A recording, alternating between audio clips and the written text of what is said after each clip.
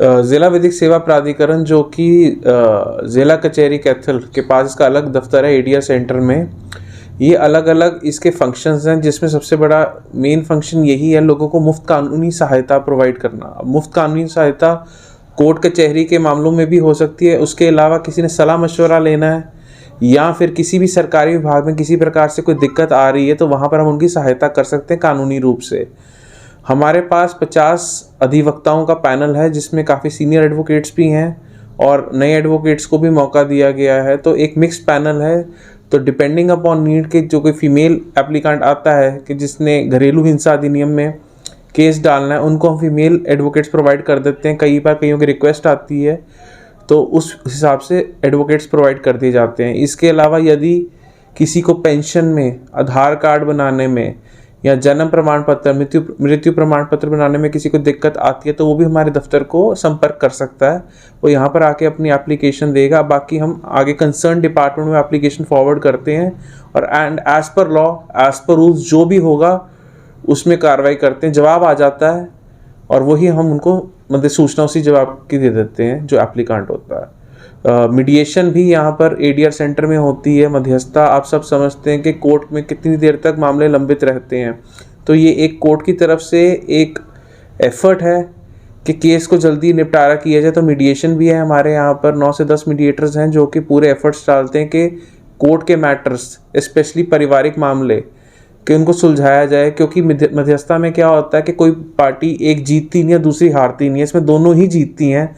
एक win win situation होती है।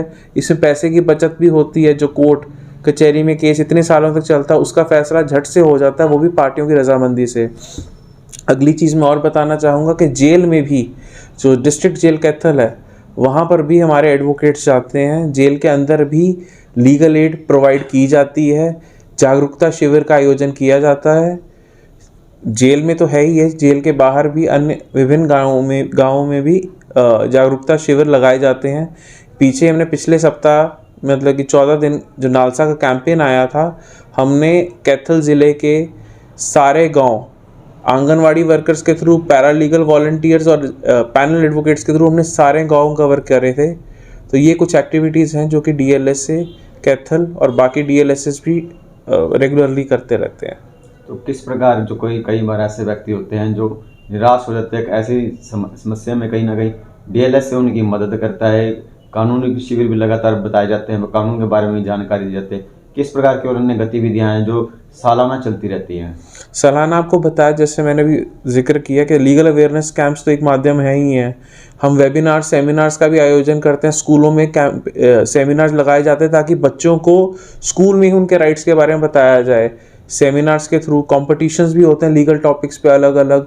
तो जब बच्चा कॉम्पिटिशन, कह लें आप ऐसे राइटिंग कॉम्पिटिशन है या ड्राइंग कॉम्पिटिशन है, जब उसकी तैयारी करता है तो डायरेक्टली इनडायरेक्टली वो जो कानून है उसके बारे में उसको पढ़ना पड़ता है, तभी वो अच्छे से करता है। और इन्हीं मतलब कंपटीशन के माध्यम से ही आगे उसको बात मतलब कि जो लीगल अवेयरनेस है वो पहुंची जाती है।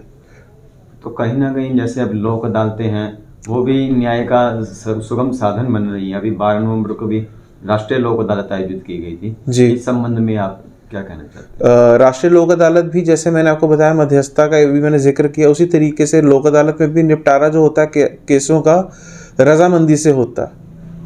वही विन विन सिचुएशन है। इसमें यदि किसी ने कोर्ट फीस लगाई है वो सारी की सारी उसको रिफंड हो जाती है। इसमें पैसों की बचत भी हो जाती है, समय की बचत भी है और फैसला जल्द से मिल जाता है। 12 नवंबर को जो लोक अदालत हुई, नेशनल लोक अदालत, उसमें 7000 से अधिक मामले उनका निपटारा हुआ। तो हम इससे खुद अंदाज़ा लगा सकते हैं कि कितनी सक्सेसफुल ये लोक अदालत रहती हैं।